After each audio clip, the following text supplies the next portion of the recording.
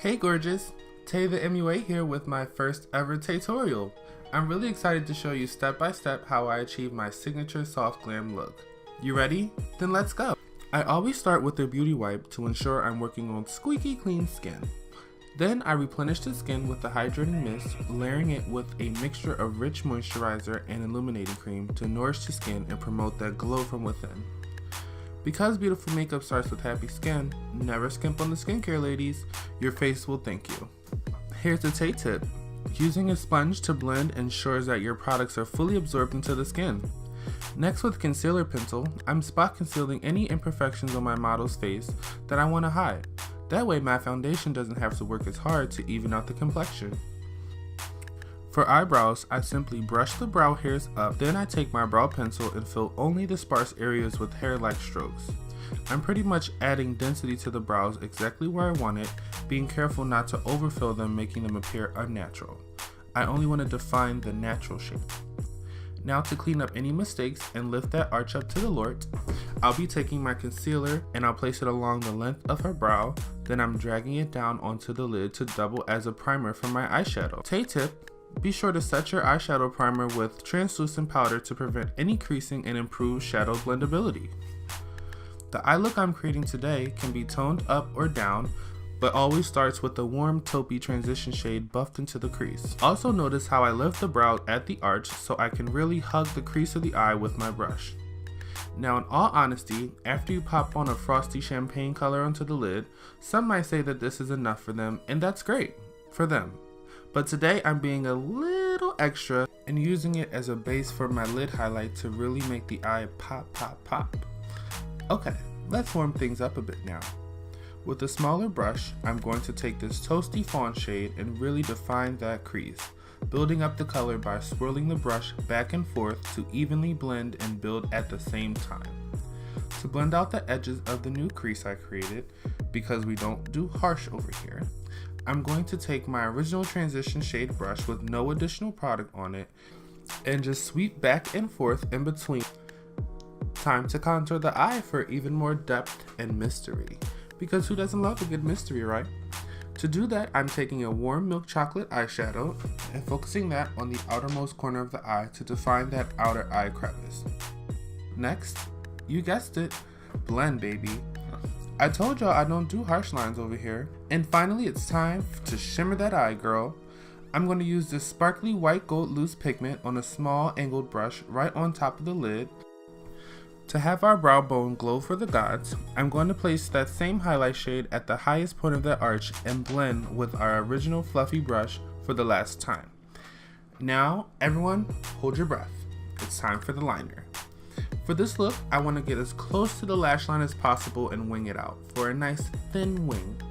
That way, I can accentuate my model's beautiful almond eyes and make them sharp enough to cut someone with just a glance.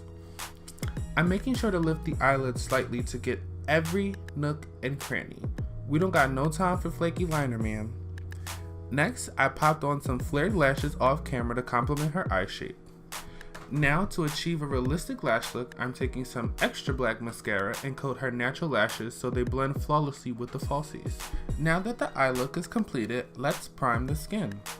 I'm using a blurring silicone-based primer to help my foundation cling to the skin. Now let's get into this complexion, honey.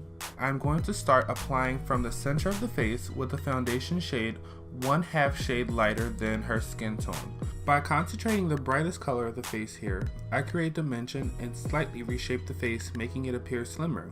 Next, I will apply the foundation shade in her exact skin tone right on the edge of where I applied the lightest shade, overlapping them ever so slightly.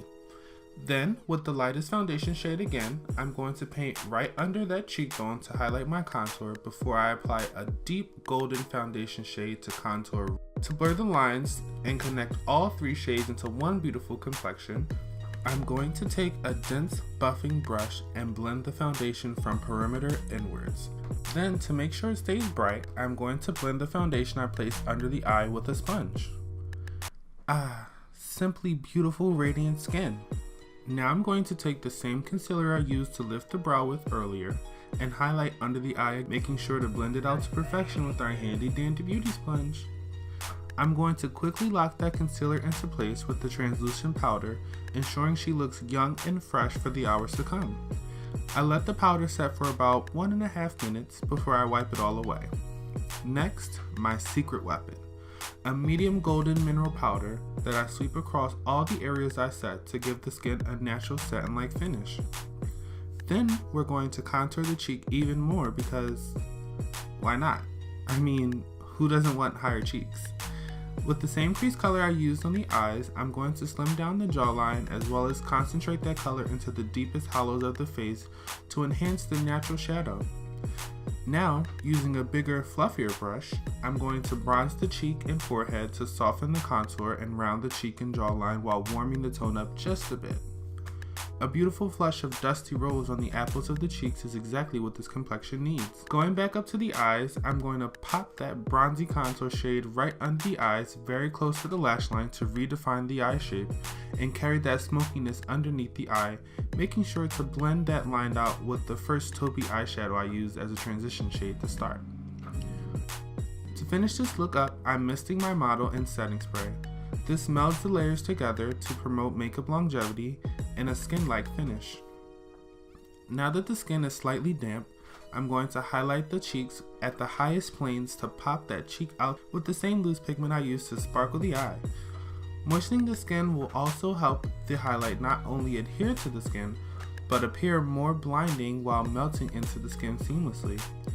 My general rule of thumb for a soft glam look like this is to pair a bold eye with a more nude lip, and vice versa.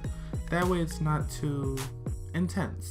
For that perfect nude, I'm going to start by taking a lip liner in a shade no deeper than what I used to contour her skin.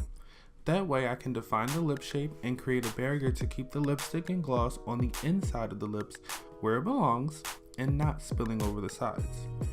Next, I'm going to fill the lip in with a peachy pink nude lipstick similar to the blush I applied earlier to complement my model's skin tone. I'm dabbing it directly onto the lip to really deposit that color. Now to blend the lip liner with the lipstick, I have my model press her lips together, like really press her lips together.